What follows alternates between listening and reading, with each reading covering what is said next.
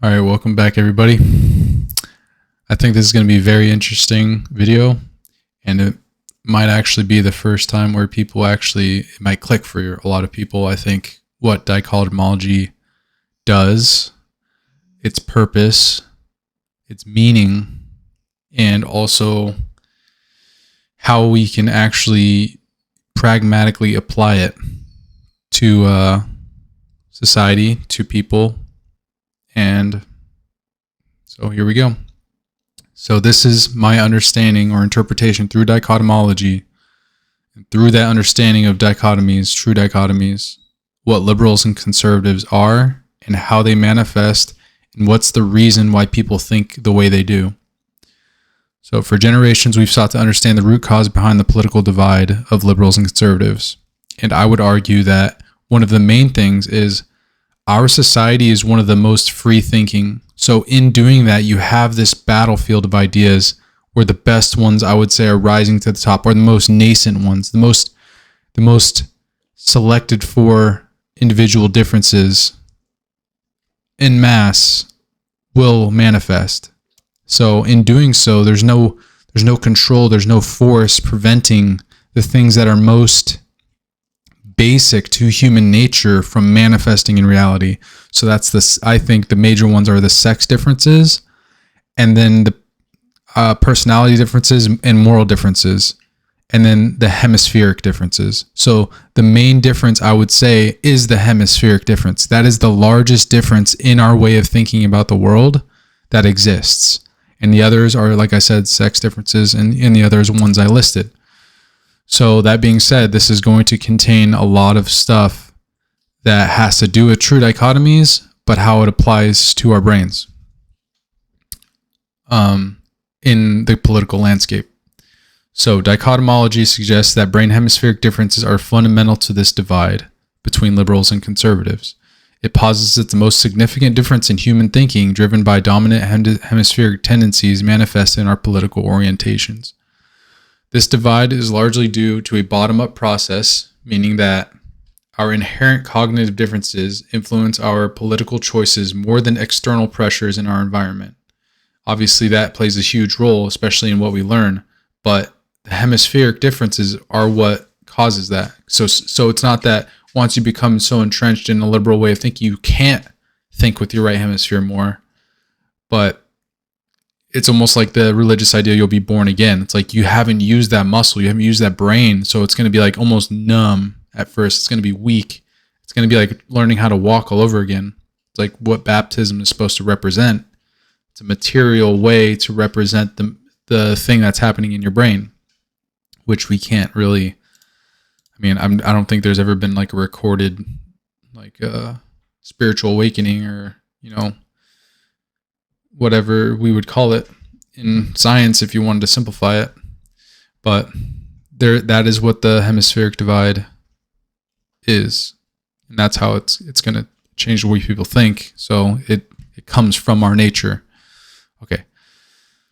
It's largely a bottom-up process, meaning that the inherent cognitive differences that influence our choices are more than external pressures. So it's not just the external world. We have inbuilt characteristics about the way we think, and moral foundations theory goes into that as well, by Jonathan Haidt. And I'll link to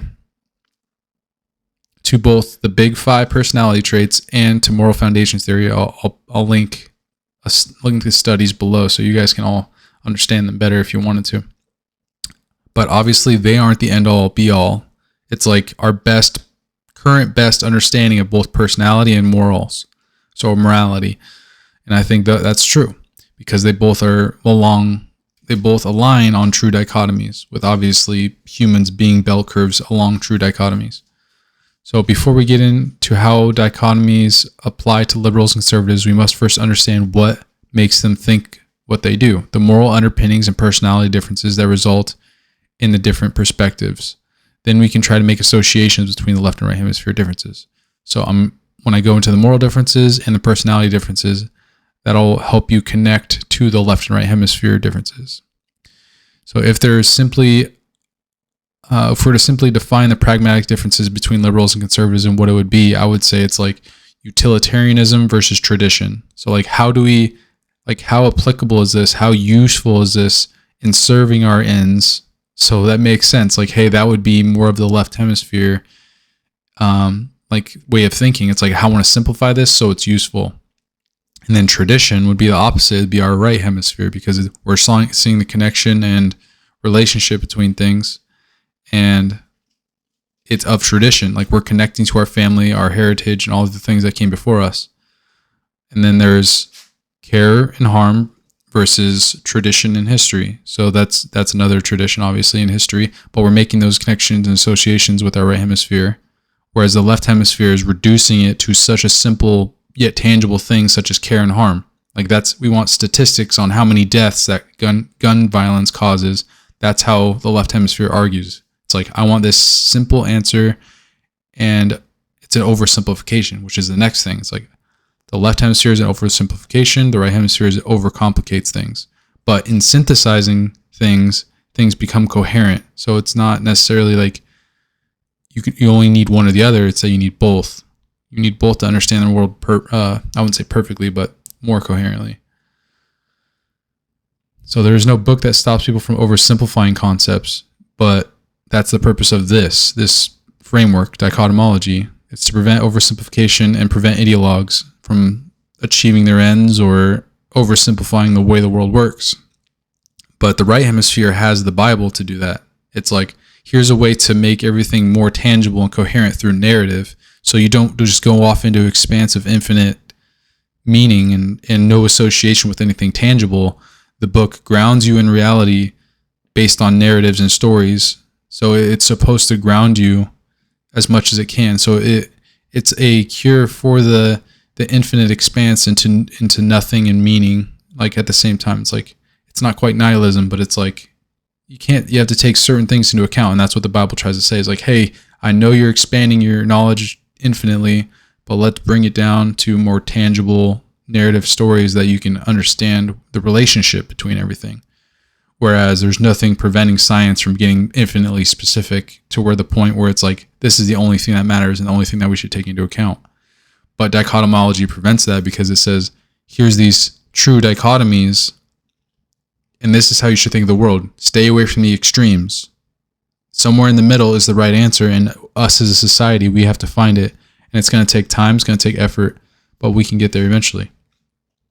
So, oversimplification, prevent ideologues. That's the goal of dichotomology, and I need to elaborate on that more, but it's coming to me as I think about it. So, moral differences. Moral foundation theory was created by Jonathan Haidt and his colleague. I need to look it up. It's like something Graham.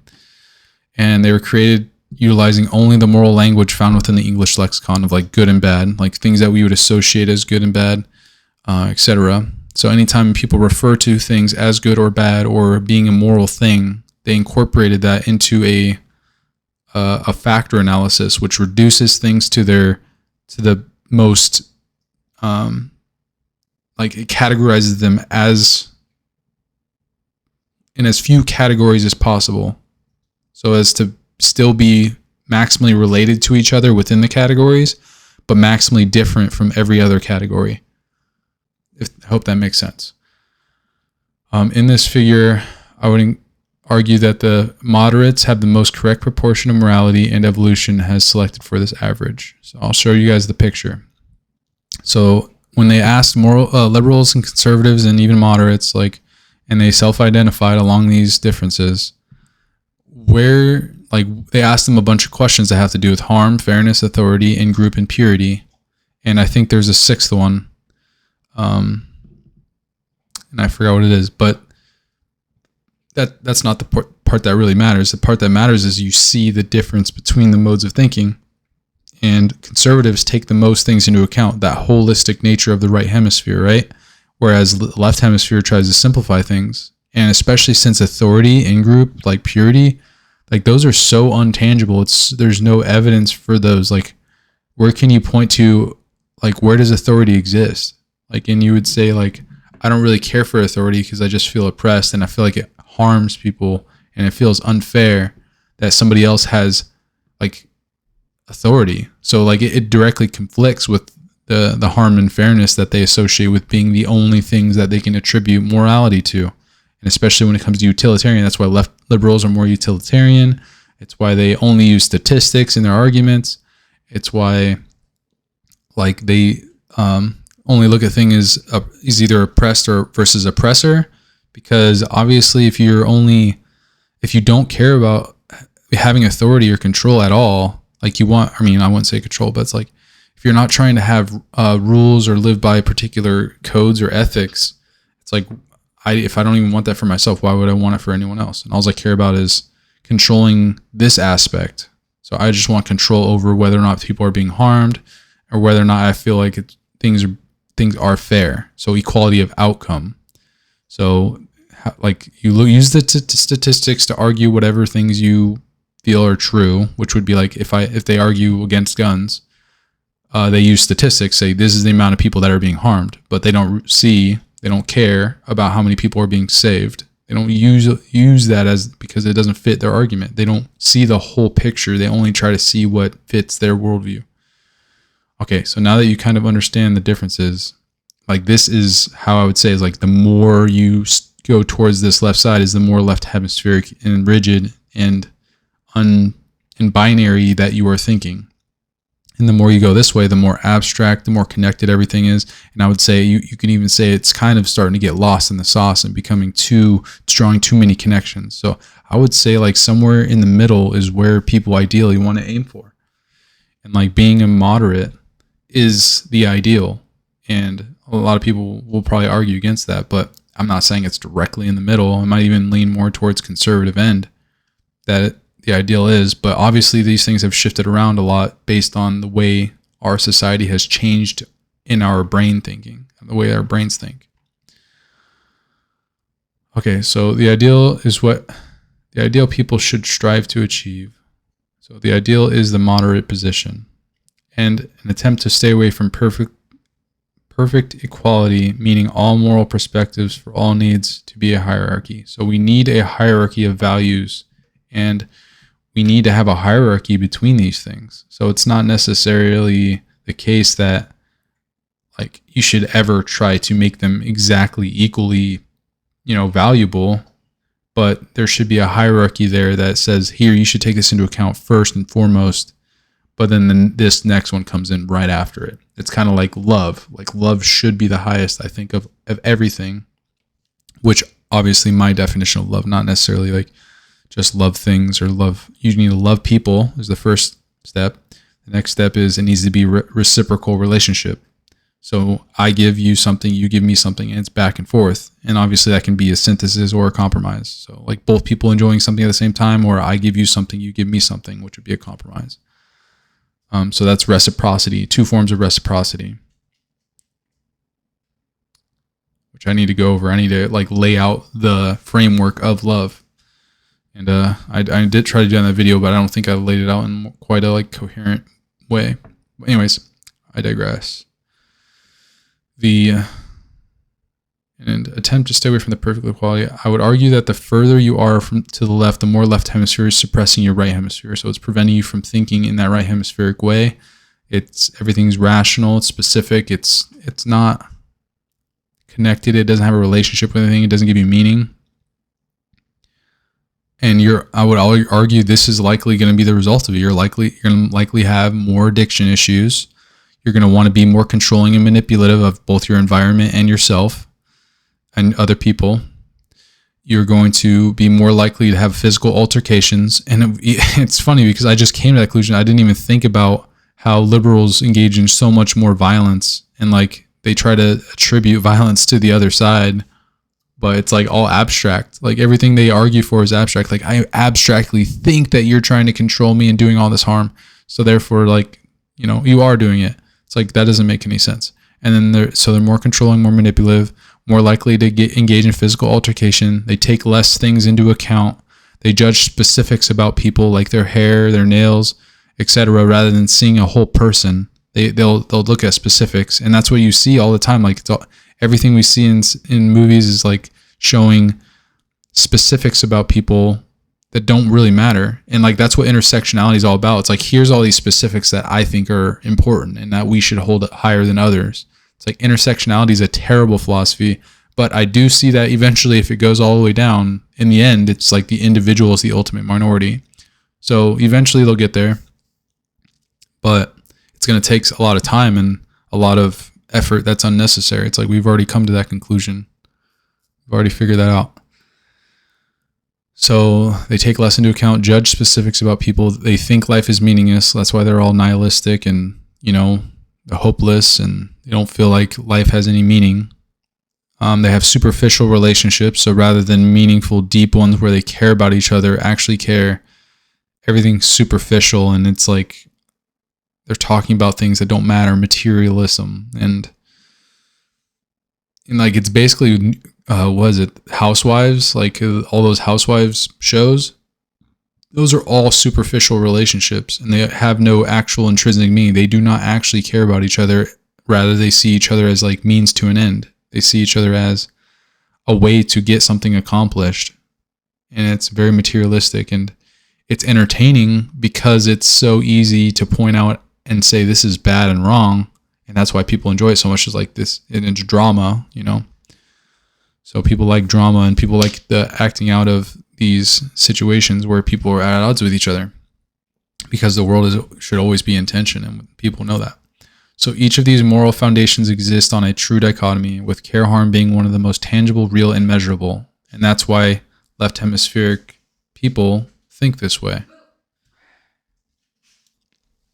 So yeah, that's why left hemispheric individuals, or liberals, I would say, much more point to very tangible things as evidence for whether or not they agree with something or do not agree with it. Okay, so the left hemisphere is so much as harm is easily brought up in arguments as statistics, which primary way that liberals argue. Like, they will argue in statistics. Like, I haven't seen an argument from them yet that doesn't have to do with care or harm. Reduction of harm or increase in care of individuals and groups. So they'll look at individuals and be like, this individual or this group is being harmed in this way, and here's my evidence for it. Here's the statistics. And it's like, well, that's not the proper way to understand the world, is through statistics. It's like, it's one way to understand it, and it's important, but it's not the only way. And they say the statistic is in this context. So it's not only a statistics, but it's a statistic in a particular context and in a particular way, in a particular society that agrees with their rationalized framework. So like, they don't take enough into account to say that this is right or wrong. They just say it's simply right or wrong because it either agrees with me or the statistics bear it out.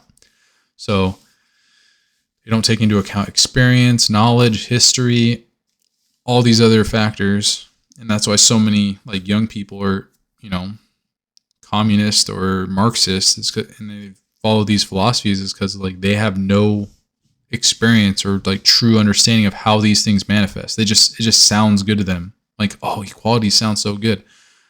Or equity, because equality is good, but equity is bad. So equality of opportunity, not equality of outcome. So understanding these implications across contexts and situations is important, but it's also a simplification of the information to fit a rationalization. So they rationalize the world first and then try to fit the world into it. So they make a framework and be like, here's intersectionality, here's critical race theory, here's gender ideology. Now I'm going to mold the whole world to fit this framework that I created because I feel like these groups are being harmed the most. Because one factor would be for them to say a group is being harmed the most if they're the smallest minority. Well, eventually intersectionality is going to get you to the point where the individual is the ultimate minority. What do you do then? Then you just treat everyone as individuals. So they will get there eventually if they keep following that train of thought. They're just kind of stupid to not understand that that's the end of that understanding. All right, so the big 5 personality traits. So now we went over morality. And I I didn't go into depth into moral foundations theory, but I'll post the link below so you can dig into it. But basically, it's just these moral foundations are what humans have, and they've used our language to simplify them into categories that are understandable and all relate to each other. It's not to say like this is perfectly understanding of human nature, because it's impossible to achieve that perfect accuracy, but we can only become more accurate with it, which I think moral foundations theory is on the right track in terms of our morality. And it was very smart for them to do that method. And it also lends to dichotomous theory, because each one of these categories, you can only rationalize the extreme end of it, like care and harm. Like if you rationalize the extreme of the absolute harm that you could do to someone, it's not good. And then if you rationalize the absolute care you do for someone, it's not good either. Like this is the reason why we don't take care of old people as long as they can do it themselves. Like it's harmful in us infinitely caring for other people so as they don't care for themselves, because this is the idea of the Oedipal mother, like the devouring mother, because a mother can eat their children if they don't allow them to experience the world. If they try to take care of all their needs, it's harmful. So this is why we have to find that good balance between care and harm, and don't infantilize everyone. And like, yes, infants are important to take care of all their needs, but as that child gets older, you take care of less and less of its needs and try to give those needs, like allow that child to meet its own needs as soon as you can. Like obviously don't force it, but don't be like, the kid's just born, try to make it potty trained, but like understand. And we're figuring out where those points are along that spectrum. It's like at what age, the age of spectrum or spectrum of age, like at what age does this child need to learn these particular things, and what age can they learn these things? And we're slowly figuring that out. Obviously, humans didn't always have bathrooms, so like babies would just poop in poop, and then they're just poop wherever they wanted. Like, like there was no bathroom, so we didn't have to learn that. Like people just knew how to do it. It was just intuitive, just like a newborn animal. So yeah, we're figuring these things out though. And another one with fairness, like you can do that for all these, like fairness. What would be the opposite of fairness? Cheating. So it's like fairness, cheating. Well, like is extreme cheating bad? Obviously, but is extreme fairness good? Yes. And that would be equity. So equality of outcome is bad. So that's the other extreme of the true dichotomy of fairness, is like if you're too fair and everything is too equal, that means you're changing individual choice. Like people don't get to choose anymore, because the outcome, which is fairness, like what is the outcome? Is it equal? If it's not, then we have to change the inputs or what we do or how we regulate it. So that's how you can think of each one of these things and how it relates to dichotomies. Okay, so age. Okay. Oh, personality. I didn't quite get a graph for this one, but it's more or less the same concept. Big five personalities and the differences, I could just explain them without having to write anything down. So you have ocean, openness, conscientiousness, extroversion, agreeableness, and eroticism. This is the one I would say I'm the most well versed in. And the main differences between conservatives and liberals are openness, which is, funnily enough, you would say like the opposite of what I'm saying, like when it comes to the left brain or the right brain. But I'm saying both brains are involved, and I'll get into that later. Both brains are involved in the way of thinking of both conservatives and liberals. Obviously, everybody uses both brains. But I would say like when we're saying what is going wrong, like how is this manifesting in a way that's detrimental to society, it's because of the left hemisphere currently. The right hemisphere can go off into la la land. It can draw too many connections. It can go off into infinite expanse and like no specificity, nothing to make it tangible. So it can do that. That's what your right brain does, but it's held back by your left brain.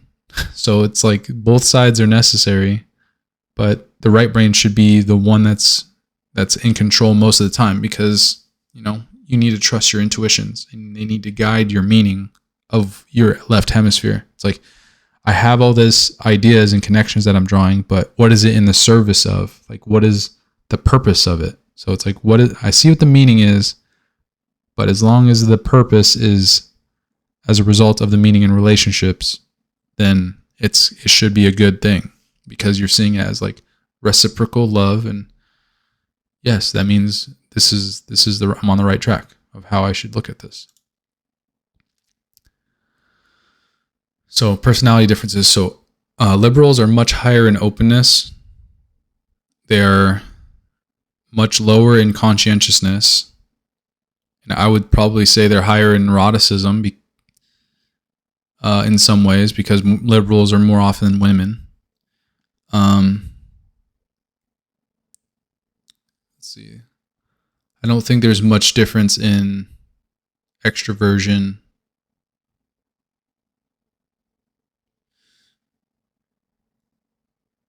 And I would say they're slightly higher in agreeableness as well, because of the female bias that liberals have as well. So I mean, that's just kind of how it would manifest. But the main difference is like how each hemisphere is involved and why it's involved in the way it is. So let's go to so the personality differences, where it becomes very complex, let's say. So we'll get into that. And then age. So as people age, this is across 50 years. So as people have aged, they started out at 25 when they were much more liberal, and then sometime between 35 and 45 they became more conservative. And I would argue that this is a difference between hemispheric thinking. Like, this is a transition from left hemisphere to right hemispheric thinking, mostly.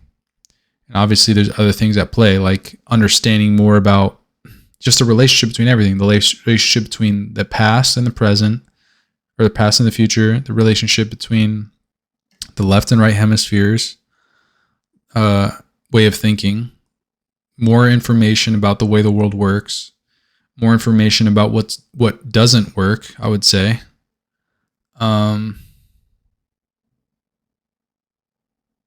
So yeah, I mean, this shows that as you age, and it lends to that argument that as you age, you become more conservative because of this difference in your left and right hemispheric way of thinking.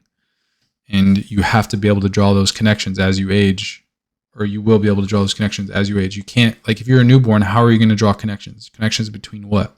You haven't learned anything. You don't know anything. And this is one of the arguments conservatives make too, is like, all of you young people are arguing for this simplistic understanding of the world, but you don't even know how it works. You haven't lived long enough. And that's why our forefathers were smart enough to put age restrictions on becoming the president.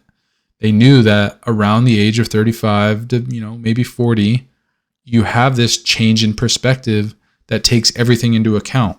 And rather than being very individualistic, simplistic, addictive, prey-seeking, and all the other left hemisphere aspects that go bad, you become more relationship-seeking, meaning-driven. You become more like a sheepdog, so you're being protective rather than proactively trying to hurt people or engage in those conflicts. So like, as you become older, you become more open and expansive in your understanding of the way the world works. Okay, so here's evidence that there's more mental health issues as a result of left hemispheric thinking. So these are people that identify as having a mental health condition, or ever being told that.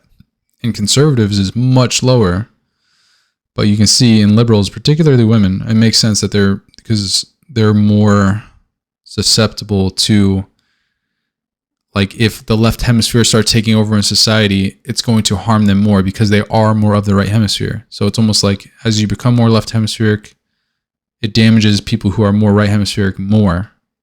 So, and this makes sense if you look at liberals, like the more left leaning this individual is, the more harm is being done to them when it comes to their mental health.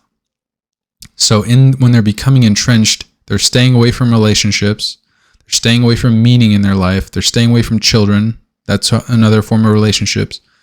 In our relationship with reality, to reality, like that's the most important thing for women. And like it's important to men too, but it's just obvious when you look at this, like, hey, if you want good mental health, you want to be more, I wouldn't say conservative, but more right hemispheric thinking, more religious thinking, spiritual thinking, like drawing connections and relationships between things in reality and our connection to it. And I'm sure a lot of people have come to that conclusion too, but this is just evidence for it. This is how you can convince people on the liberal side, like, hey, look, you guys are telling us and everybody that it's your mental health is suffering as a result of the way you perceive the world. And it manifests in reality, like in the way they think and look at everything. And you can see it. It's like all about addiction. It's all about drugs. They want to allow everyone to have drugs, which I wouldn't argue. Like I personally do not care. I mean, I care about people, but I don't care that people will be able to make their own decisions, because we'll eventually figure out that it's bad and we'll educate each other. And I think that's the right way to do it, is to do it through love, not forcing people to do it. It's almost like a child. You're trying to, if you become too authoritarian rather than just authoritative, like this is the answer, you're still making the choice. And like, this is the answer to the problem that you're having. And you're going to see the consequences of it. But in giving them that freedom to make that choice, they can make that mistake on their own. And as long as they're guided properly in that way, I don't think they'll become the opposite. Because if you're too extreme, often you jump to the other extreme, which is a weird way to think about it. But like if you some people become the opposite extreme because they've seen one extreme and they're like, now I need to go to the opposite. Like this, I can see how terrible this side is. I'm going to try the opposite side. And that's not the right way to think. You want to find the equilibrium between the two extremes.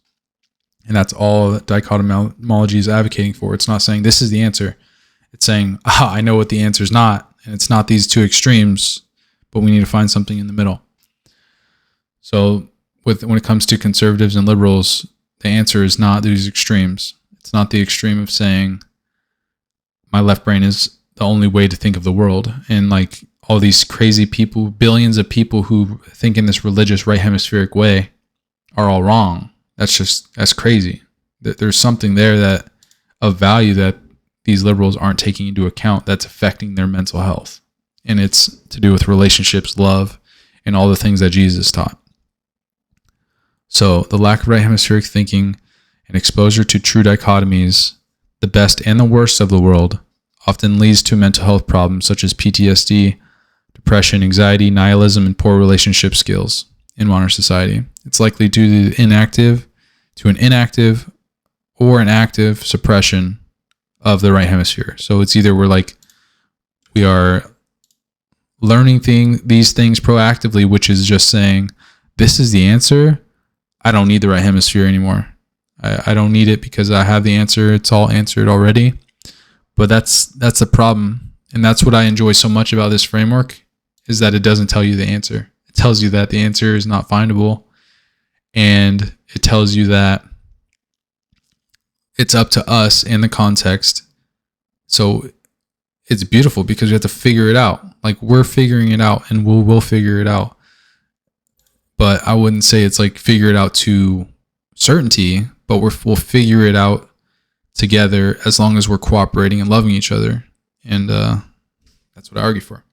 So as people age, they tend to draw more connections, finding meaning, and often see God, which I would just say is opening up your right hemisphere and drawing the connections. That's what's happening, like physiologically. Whether or not the spiritual aspect is true I wouldn't say it doesn't matter, but it's like it's not relevant to understand how you should think like that. So if it's like if you're thinking with your right hemisphere, you don't need to attribute it to God. You can just say it's a physiological thing that is happening. But in doing so, it reduces the meaning of what it is that's happening to you. So anytime you reduce it, it's of the left hemisphere. And in reducing the idea of God, you're reducing that to something physical that's happening to you. And if it's doing that, then you're reducing it to what truly is happening. Because infinite expanse of your right hemisphere, you can't make it coherent. And you're only getting like a cup of it.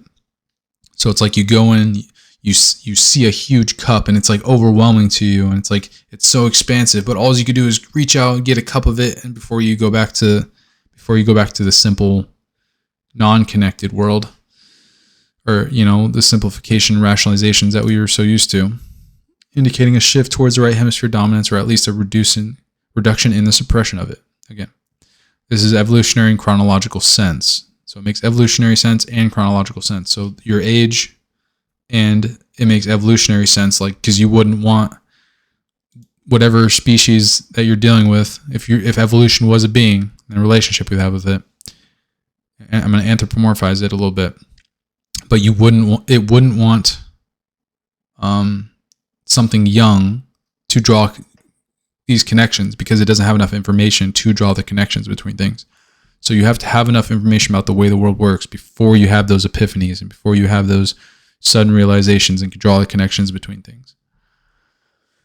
So that's why, evolutionarily speaking, it makes sense to first gather empirical evidence, experience, data, and understand the world of the left hemisphere, and then communicate that to the right hemisphere, as well as the right hemisphere drawing its own conclusions and connections, or syntheses and connections, because it doesn't draw conclusions. We can have a relationship with, before drawing a connection, we can have a relationship with. So chronologically, young individuals lack the experience needed for accurate connections and risk misinterpretations. So if they're connecting things that aren't necessarily connected, it's like, well, you just connected stuff that doesn't even make sense. It's not going to help you in reality. Like if I'm like, oh, this, these items are all connected in some way. It's like, well, how? Like, has your brain interpreted that information correctly of what that connection is? Or is it just like, that's what drugs do. Like, so when you take psilocybin mushrooms or other drugs, it draws those connections that aren't necessarily there already. Like you're almost forcing, I would say, connections to make connections that don't necessarily exist. Like me pushing on something and saying like, oh, something else moved. Or this is how conspiracy theories are created in your mind. And like why drug-addled individuals or schizophrenics exist. It's your brain drawing those connections without having been made in the first place. So you didn't make an actual connection. You just automatically associated that connection and thought it was true in and of itself. So regardless of if the connection's actually there, you can draw a connection between things. And I would say that's the main problem with the right hemispheric way of thinking, or religious way of thinking. But everything is connected. So it's like, it's not wrong and it's not right. And yeah, this all happens as you age, and it makes sense. That's why Jesus didn't teach. He didn't teach when he was 12. He didn't teach when he was 20. He taught when he was in his 30s, or early 30s is when he started teaching, because he had to ingest all the information that he would associate with the universe that they had at the time before he could teach it, before he could understand it, interpret it, have his spiritual awakening. Okay. So, here we go. So now we can finally get into the differences between liberals and conservatives when it comes to the left and right hemisphere and way of thinking.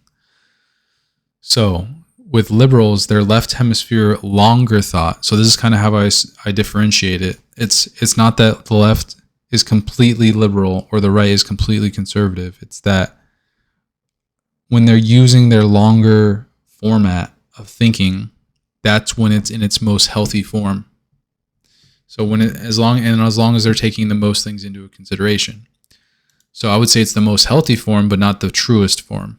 The truest form is when you take both long forms into account. So you want the long form of the left hemisphere and the long form of the left hemisphere and the right hemisphere.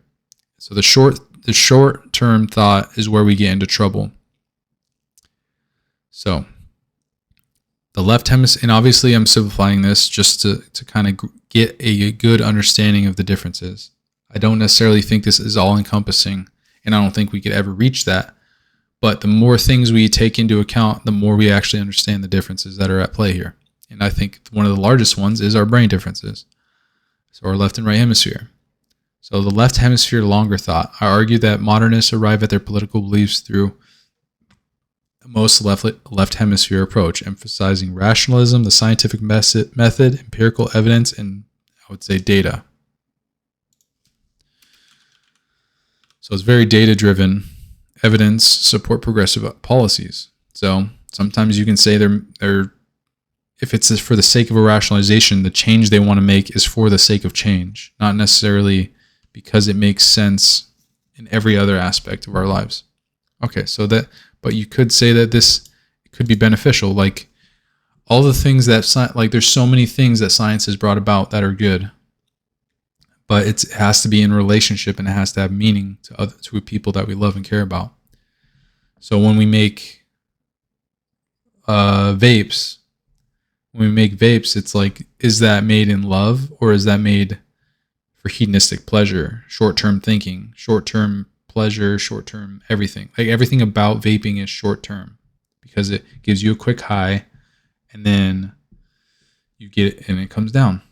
So, I would say like there's nothing inherently wrong with vaping in and of itself in small amounts, or but as long as it's done in for the sake of like bonding and relationships, that's when it's in its most healthy form. But if you're doing it as an addiction, a daily repetitive thing that doesn't have any meaning behind it, that's when it becomes destructive and it becomes addictive and you become more left hemispheric in thinking and living.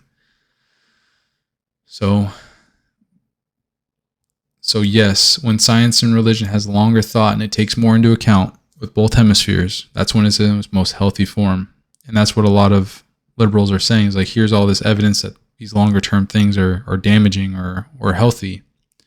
So there's good in liberals. There's good in their way of thinking, and we have to see it. But everything that's going on right now is of the bad, the short term, emotional aspect of modernists or liberals, and I'm going to go into that next. So this right hemispheric, shorter way of thinking, holistic and emotional. And I would say you could say it's holistic, but it's attempting to be holistic. So it takes everything into account, like intersectionality, right? It's attempting to account for everything at once. But in doing so, it's reducing people to the constituent parts. So it's both a left hemispheric short-term thought and a right hemispheric short-term thought. So in a way, this is, it's all of it. And I may not be perfectly right, but this is just some of the thoughts I've had. And like, I'm sure it'll come out more, but these are just some examples of how the left brain and right brain are involved in this way of thinking and how it's bad, detrimental for each side. That's how I'd frame it. So they're guided mostly by the right hemisphere in that it has to do with your emotions and connections that you draw with other people. So your empathy, in your relational connection, it's like they're drawing on this, especially with women, is they're utilizing these connections to make them make irrational decisions or rationalize decisions. So like when it comes to abortion, it's like, don't look at this child or this thing inside of you as something you have a relationship with. Rather, look at it as something that's just a clump of cells and material. Like that's how they simplify it so as to take over the minds of females. So they start with these aspects, but then they end in the shorter term, but they end on the left hemisphere with science and rationality, the longer approach. But they try to make it mold into their right hemisphere. So it's like they start with the right way of thinking. They use emotions, intuitions, and care and harm, I would say almost exclusively, like whether or not somebody cared, taken care of, or being harmed, to frame everything. So that's a simplistic view of their emotions. So that's why it's so easy for women to grasp onto. It's like, oh, this is easy to understand. Like, I know that I'm doing good because of people being harmed, and I know I'm doing bad if I'm harming people. So I'm going to try not to do that as much as possible. So in that shorter, simplistic way of thinking, it causes them problems, and they don't take enough into account. And it's why there's a higher prevalence of women being liberals. So traditionalists or conservatives, their left hemispheric shorter train of thought is order and control. They just want order, they want control, and according to their tradition or worldview that is based on tradition. So if you can imagine the most extreme version of tradition manifesting, it would be like a lot of these Muslim countries. Like, they want Sharia law. They're like, here's our tradition, and we're going to stick to it no matter what. Because,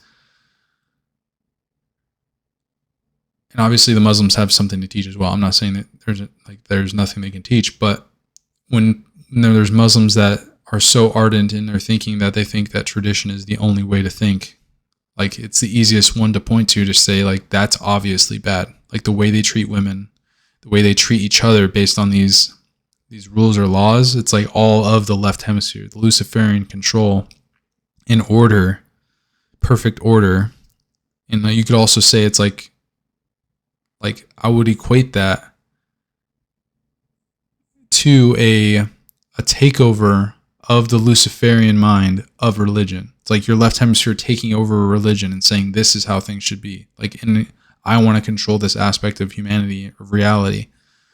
And then it's the same for like Hitler. Like, Hitler wasn't like arguing for tradition. He was arguing for the simplicity, the regimental aspect, the systematic aspect. So in both instances, the left hemisphere either taking over the right hemisphere, or the left hemisphere actually operating on its own in a distinct, organized, materialistic fashion that ignores other aspects and rationalizes everything. Like, these are all things of like the left hemisphere. So if you have a traditionalist that wants to seek so much control over others, and they aren't loving, they aren't forgiving, and all the things that Jesus taught, like, this is what you need to be careful for. Like, if you're a conservative and you think in this ordered and controlled way, it's not beneficial for you. So, and try not to fall victim to that extreme way of thinking, of being controlling, especially of other people, and that for the sake of them aligning more towards your tradition. Okay. So I'm arguing for compromise, I'm arguing for love and the middle ground, and all these other aspects that have to do with synthesizing and bringing people together rather than pushing them apart.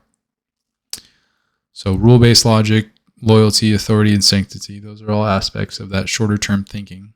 If it's just guttural, it's instinctual, like you don't think about it. Like, do I really want this control over people? Does it need to happen in order for people to learn? Like, would I rather just do it through love and like compassion and teaching? Which is why I argue the majority of our laws that are outside of the obvious, like murder, should be treated as. It shouldn't be like, it should be recommendations. Like, here, the United States of America recommends that you do not do these drugs and you do not engage in these habits and addictions. But at the same time, we're not going to punish you for hurting yourself, like, because it's just more of a detriment to society. Like, we want to bring these people up. We don't want to push them down further. So that's a major issue we're having with that. And then the right hemispheric longer way of thinking. So that's religious and moral intuitions. So many conservatives rely on right hemispheric function, emphasizing religious beliefs, moral intuitions, and broader context of societal norms and traditions. This holistic approach to religion and moral values underscores the importance of community and social cohesion. The right hemisphere individuals also consider historical implementation of ideologies. So again, when you're trying to take as many things into account, it's good because you know that you're at least aiming at that truth, that target of truth, when you're like, okay, I know there's like so much information than just what I could simply understand involved in this idea, but I at least know where not to aim. And that's what religion has been for. It's like, if I'm already a right hemispheric thinker, I'm not aiming at the extreme left way of thinking. So, and the Bible keeps me grounded. So like I said before, there's already a book to help guide right hemispheric thinkers to prevent them from going off into infinite expanse. But there's nothing to prevent the left hemisphere from going off. And again, that's what I try to do.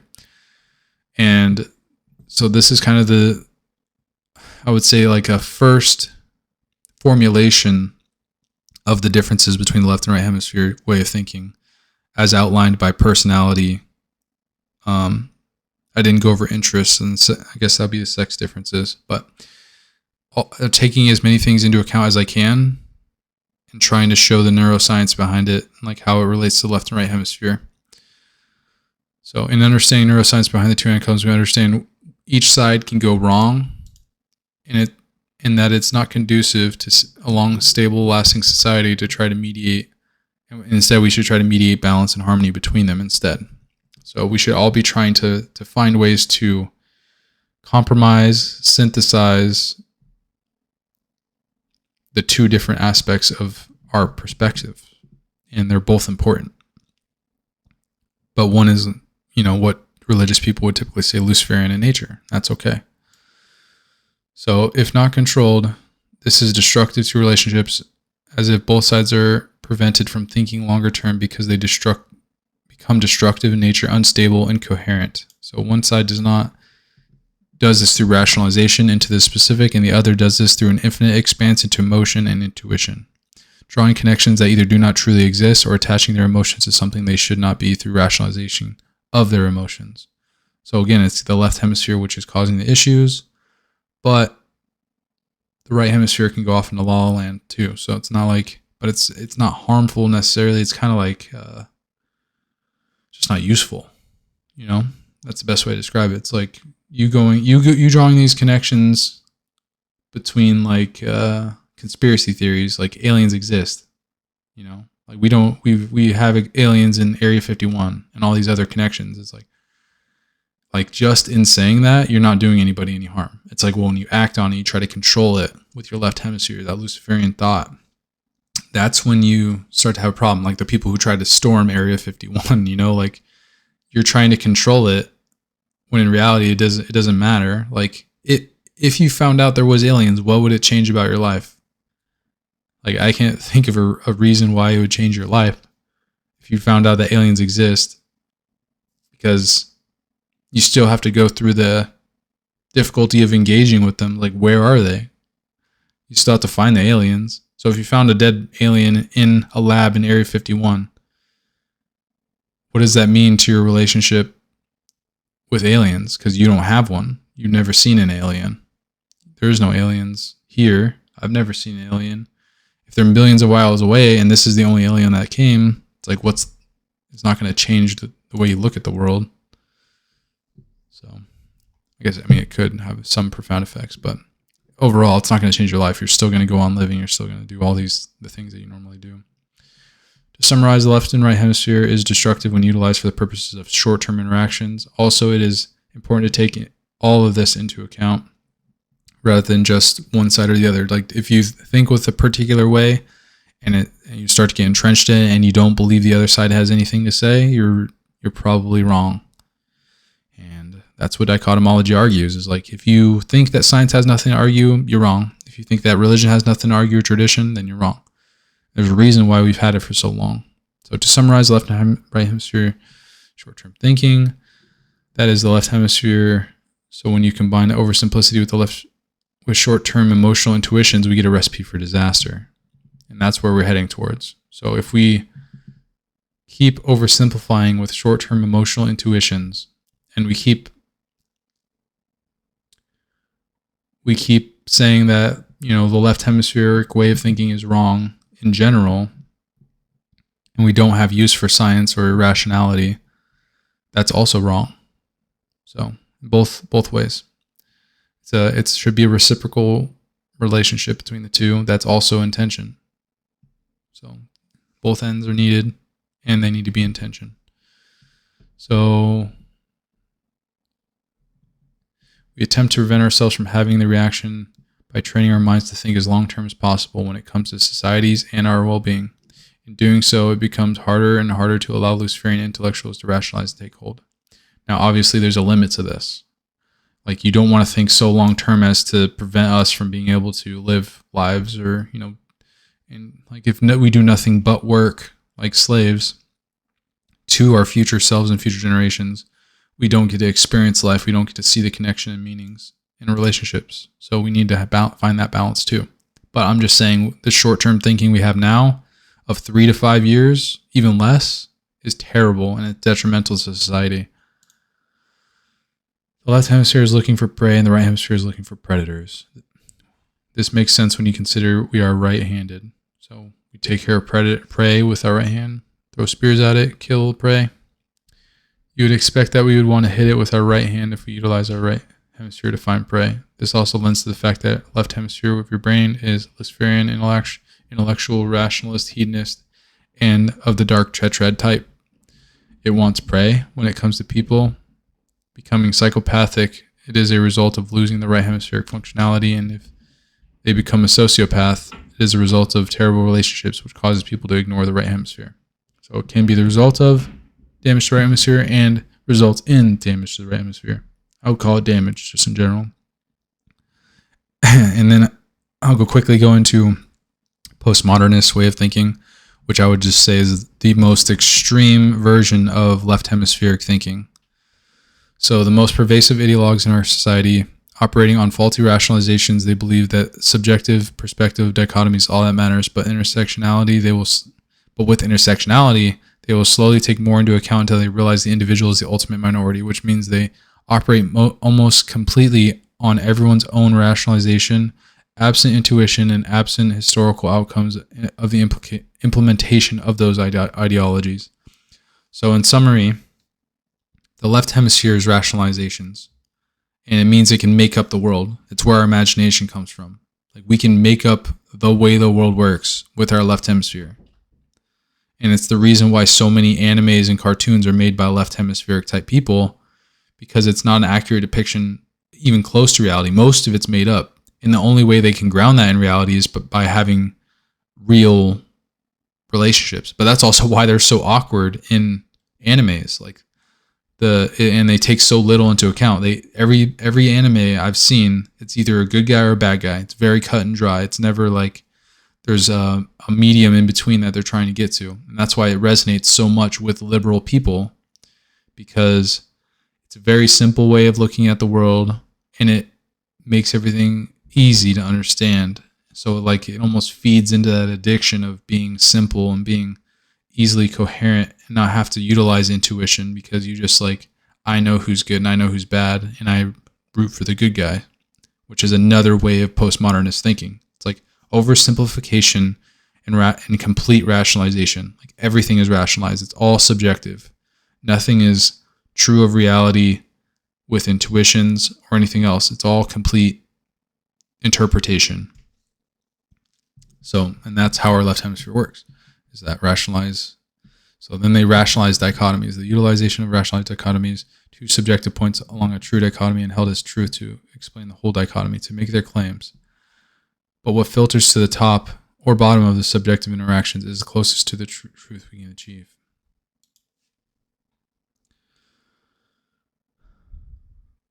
So when you rationalize the dichotomy, or 2 points on a dichotomy, you're making up your own dichotomy. So my version of rationalized dichotomy is obviously the extreme ends, the true extreme ends that we cannot achieve. But if let's say you take a new point within there, and you yourself say it's a new rationalized dichotomy that I made up. This is how the world works inside this little area, this new area that, I look at the world through. You're having such a small picture of what's going on in reality And that's the result of lack of exposure to reality. So again, exposure to reality is the remedy for postmodernists. Exposure to all the different ways of thinking, the contradictions that they're holding within their mind, actual interactions with people and relationships, all of these things. So we need more interactions with people and not things. Rationalizations, they utilize the manifestation of sex, that is the two sides of the same coin, as not being a coin at all. So they rationalize the things that are a result of sex. Sex, we are the species of human. Male and female is two sides of the same coin. We complement each other, and we are at odds with each other. And right now we're more at odds with each other, but we will come back together and be one. And I think that's going to happen when people are educated on this. So rather, they argue that these states of being male or female are ignorable in favor of a rationalized social construct of gender, which is based on the manifestation of sex. So in other words, it's pretending or acting as if you are that thing, because it is less truthful than what there is. It is not wrong in an absolute way.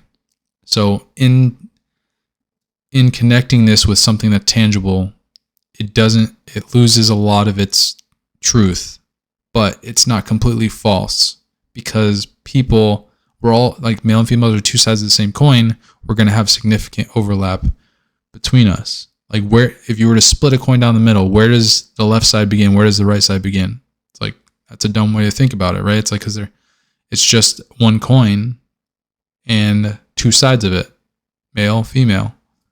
And obviously some misprints happen when a coin is misprinted and it's not complete or whole, but we never look at that as if it's not a coin. It's still a coin, because that's what it was meant to be, and that's what its form was supposed to take. So whenever somebody comes out that doesn't have a leg or an arm, it's like they're still a whole coin, and you can sit there and judge their individual characteristics of that coin.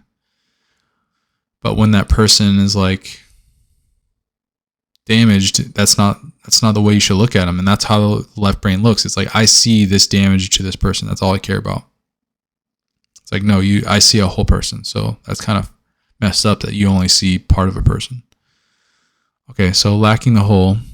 So they also lack the whole, which is critical theory and all the other aspects that they don't take into account. So with critical theory, they only focus on the outcomes. They don't care about what goes into it. All the other aspects of society that are important, like culture, they don't see that culture is another thing, and that's someone's choice. They don't see that, like with sex differences, they don't see a difference in interest. Like, if you understand that there's individual differences and group differences and whatever other differences you want to say, it's like, well, if I only look at the outcome, I could say the outcome is unfair. Well, if I don't try as hard as an individual, or I don't even care about this other aspect, like I'm not interested in dolls or whatever, like if I'm a boy, if I'm not interested in that, why would I care if I don't play with dolls as much as a girl? It's like, or are you going to force me to play with dolls? Or are you going to force girls to play less with dolls? So that's where critical theory falls apart, because it doesn't take enough into account.